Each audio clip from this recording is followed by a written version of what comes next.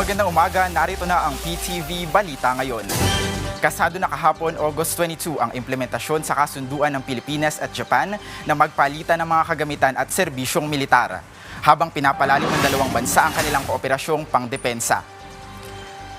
Ayon sa Department of National Defense, isang welcome development ang pagpapatupad sa Acquisition and Cross-Servicing Agreement o ACSA na nilagdaan ng Pilipinas at Japan noong January 15 sa Maynila.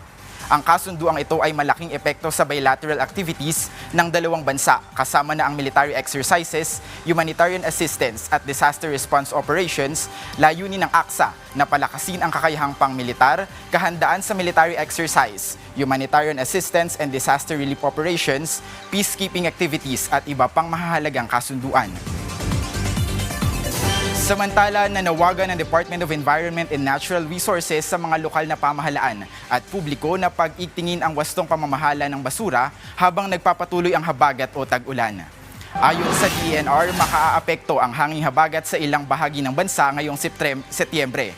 Pinaalalahanan din ng publiko na huwag magtapon ng basura sa mga kanal, sapa, ilog, dalampasigan at Manila Bay upang maiwasan ang pagbabara ng sa mga daluyan ng tubig.